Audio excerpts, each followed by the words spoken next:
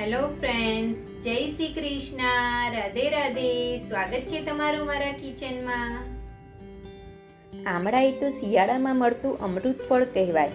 આપણને બધાને જ ખબર છે કે આમળામાં ખૂબ જ પ્રમાણમાં વિટામિન સી અને એન્ટીઓક્સિડન્ટ હોય છે.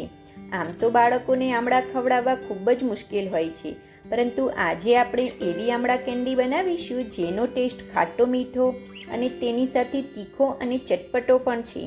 આવા એકદમ ટેંગી ટેસ્ટવાળી આમળા કેન્ડી બાળકો તો માંગીને ખાવાના છે. તો ચાલો બનાવવાની શરૂઆત કરીએ.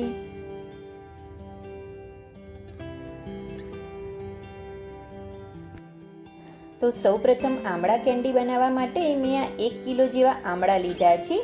આમળા કેન્ડી બનાવવા માટે આપણે કેવા આમળા લેવા તે આજે હું તમને જણાવીશ. આ જે ડાઘ હોય છે તે નેચરલ હોય છે, તે આમળા આપણા ખરાબ નથી હોતા. પરંતુ આ રીતનો જે ડાઘ હોય છે તેવા આમળા આપણે બિલકુલ પણ નથી લેવાના. તે આમળા આપણા ખરાબ હોય છે, જેની લીધે આપણી આમળા કેન્ડી લાંબો સમય સુધી સારી નથી રહેતી અને ખરાબ થઈ જાય છે. એટલે એવી ડાઘીવાળા આમળા આપણે બિલકુલ પણ નથી લેવાના. હવે આ આમળાને આપણે આ રીતે પાણી ભરેલા બાઉલની અંદર એડ કરી દઈશું અને અડધો કલાક આમ જ રહેવા દેવાના છે. અડધો કલાક પાણીની અંદર પલાળી રાખવાથી આપણા આમળાની ઉપર જે પણ ડાઘ લાગેલા હશે તેને આ રીતે હાથેથી મસળીશું તો એકદમ આસાનીથી નીકળી જાય છે. આ રીતે અડધા કલાક પછી આપણે તેને આ રીતે ઘસી અને ધોઈ લેવાના છે આમળાને. તો હવે તેનું આ પાણી આપણે નીકાળી દેવાનું છે અને સેમ એ જ રીતે મેં 2 થી 3 પાણીથી આમળાને ધોઈ લીધા છે.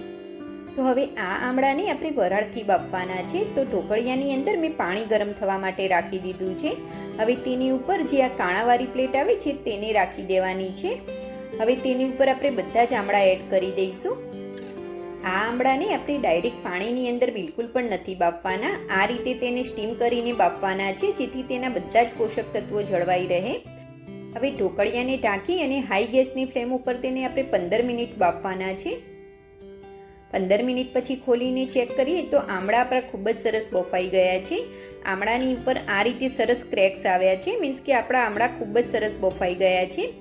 હવે આમળાને આપણે નીકાળી અને થોડાક ઠંડા કરી લેવાના છે. આમળા આપણા થોડાક ગરમ હોય ત્યારે તેને આ રીતે પીસ કરી લેવાના છે.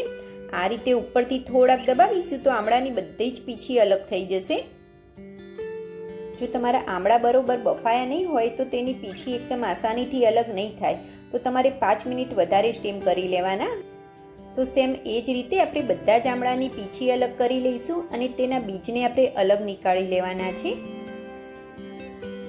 બીજને આપણે સાઈડમાં નીકાળી લેવાના છે, તેનો ઉપયોગ આપણે નથી કરવાનો. તો સેમ એ જ રીતે મેં બધા જ આમળાના પીસ અલગ કરી લીધા છે અને તેના બીજ પણ અલગ કરી લીધા છે. હવે આ આમળાને આપણે પીસવા માટે મિક્સર જારની અંદર એડ કરવાના છે. આમળાને આપણે અડધા અડધા કરીને પીસવાના છે, એકી સાથે આપણે નથી પીસવાના. હવે મિક્સર જારને આપણે બંધ કરી દઈશું અને મિક્સરને આપણે ચાલુ બંધ કરીને આમળાને પીસવાના છે. અને પાણી એડ કર્યા વગર આ રીતે એકદમ સ્મૂથ પેસ્ટ બનાવવાની છે. જરૂર લાગે તો 1 ચમચી જેવું પાણી તમે એડ કરી શકો છો. હવે આ પેસ્ટને આપણે એક પેનની અંદર નીકાળી લેવાની છે.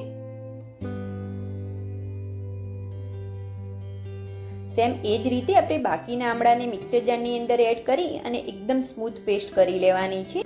જરૂર લાગે તો જ તમારે 1 ચમચી જેવું પાણી એડ કરવાનું છે, નહીંતર પાણી વગર જ આપણે તેને પીસવાના છે. તો આ રીતે એકદમ સ્મૂથ પેસ્ટ તૈયાર કરવાની છે. હવે આ પેસ્ટને પણ આપણે પેનની અંદર એડ કરી દેવાની છે. હવે ગેસ ચાલુ કરી અને પેનને આપણે ગેસ ઉપર રાખી દેવાનું છે. હવે 1 કિલો આમળા સાથે મેં આ 800 ગ્રામ જેવી જે ધાગા સાકર કે ઘાંગરા સાકર કહે છે તે લીધી છે. તેનો પાવડર કરીને લીધો છે. તેને પીસી અને તેનો પાવડર કરી લીધો છે. હવે આ સાકરના પાવડરને આપણે તરત જ આમળાના પેસ્ટની અંદર એડ કરી દેવાનો છે. એમાંથી થોડોક પાવડર તેનો ઉપયોગ આપણે પાછળથી કરીશું. 50 ગ્રામ જેવો પાવડર મેં સાઈડમાં રાખી દીધો છે, તેનો ઉપયોગ આપણે પાછળથી કરવાનો છે. હવે આમળાની પેસ્ટ અને સાકરને આપણે બરોબર મિક્સ કરતા જઈશું. જેમ જેમ આપણે તેને મિક્સ કરીશું તેમ તેમ તેમાંથી પાણી છૂટું પડશે. આ રીતે તેને મિક્સ કરતા જઈશું. ગેસની ફ્લેમને આપણે મીડિયમ કરી દેવાની છે.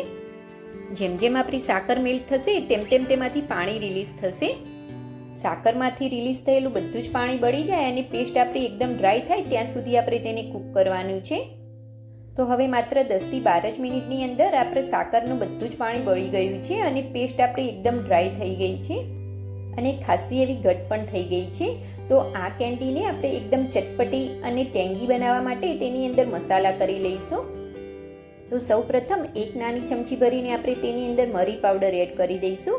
1.5 ચમચી જેવો શેકેલા જીરાનો પાવડર એડ કરી દેવાનો છે. જીરાને થોડુંક શેકી અને તેનો પાવડર કરી લેવાનો છે.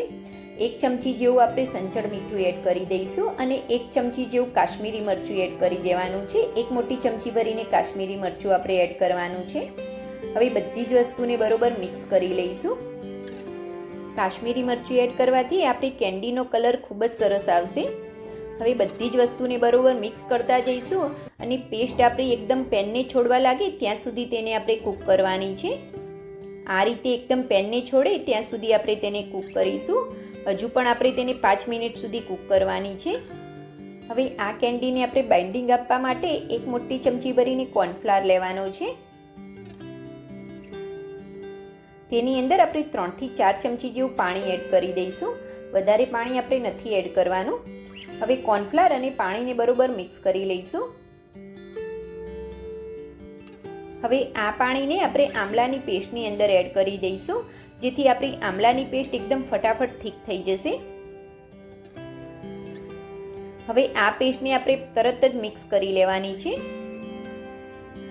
આ રીતે કોર્નફ્લાવરની પેસ્ટ એડ કરવાથી આપણી આમલા કેન્ડીને એકદમ સરસ બાઇન્ડિંગ મળી જશે અને આપણી આ પેસ્ટ એકદમ ફટાફટ ઘટ થવા લાગશે. તો હવે માત્ર 2 જ મિનિટની અંદર પેસ્ટ આપણી એકદમ સરસ થીક થઈ ગઈ છે. આ રીતે પેસ્ટ આપણી પેનને છોડવા લાગે અને એકદમ થીક થાય ત્યાં સુધી તેને આપણે કૂક કરવાની છે. તો હવે આમળાની આ પેસ્ટ એકદમ સરસ ઘટ થઈ ગઈ છે. તો લાસ્ટમાં તેની અંદર આપણે 1 ચમચી જેવું ઘી એડ કરી દેવાનું છે. ઘી એડ કરવાથી આપણી આમળા કેન્ડી એકદમ સરસ શાઇની બનીને તૈયાર થશે. બરોબર મિક્સ કરી લેવાનું છે ઘીને આપણે. તો લાસ્ટમાં આપણું મિક્સચર એકદમ જેમ કે જેલી હોય તે રીતનું ઘટ થઈ ગયું છે. હવે ગેસની ફ્લેમને આપણે બંધ કરી દઈશું. બંધ કર્યા પછી મિક્સચર આપણું ઠંડુ થશે તેમ વધારે ઘટ થશે. હવે આ મિક્સચરને આપણે એકદમ સરસ ઠંડુ કરી લેવાનું છે. ઠંડુ થયા પછી આપણું મિક્સચર એકદમ સરસ ઘટ થઈ ગયું છે અને આમળા કેન્ડી વાળવા માટે એકદમ પરફેક્ટ છે. હવે આમળા કેન્ડી વાળવા માટે આપણે હાથમાં થોડું ઘી લગાવી દેવાનું છે અને બધી જ કેન્ડી એક સરખી બને તેની માટે મેં ઘરમાં રહેલી આ રીતે એક સ્પૂન લીધી છે. તેની મદદથી આપણે બધી જ કેન્ડી બનાવી લઈશું. આ રીતે માપમાં પણ આપણી કેન્ડી એક જ સરખી બનશે. આ રીતે આપણે બધી જ કેન્ડીને વાળી લેવાની છે. મેં આ રીતે થોડીક મોટી સાઇઝની વાળી છે, તમે નાની પણ બનાવી શકો છો. હવે આ કેન્ડીને આપણે સાકરના પાવડરની અંદર એડ કરી દઈશું. બધી જ કેન્ડી આપણે બનાવતા જઈશું અને તેને સાકરના પાવડરની અંદર એડ કરતા જવાનું છે. આ રીતે સરસ મસળી અને કેન્ડીને આપણે બનાવી લેવાની છે. તો એ જ રીતે આપણે થોડી થોડી કેન્ડી બનાવતા જઈશું અને સાકરના પાવડરની અંદર ફેરવી અને બાઉલની અંદર રાખતા જવાનું છે. આ રીતે આપણે સાકરના પાવડરની અંદર ફેરવતા જઈશું અને બાઉલની અંદર રાખતા જઈશું. તો મેં એ જ રીતે બધી જ કેન્ડી બનાવી અને સાકરના પાવડરની અંદર એડ કરી અને બાઉલની અંદર રાખી દીધી છે. તો આપણી સરસ મજાની એવી આમલા કેન્ડી બનીને તૈયાર છે ફ્રેન્ડ્સ. આ રેસીપી તમને ગમી હોય તો મારી વિડીયોને લાઇક અને મારી ચેનલને સબસ્ક્રાઈબ કરવાનું ભૂલતા નહીં ફ્રેન્ડ્સ. આ કેન્ડીને આપણે એરટાઇટ કન્ટેનરની અંદર ભરી અને 6 મહિના સુધી સ્ટોર કરીને રાખી શકીએ છીએ. Thanks for watching. જય શ્રી કૃષ્ણ.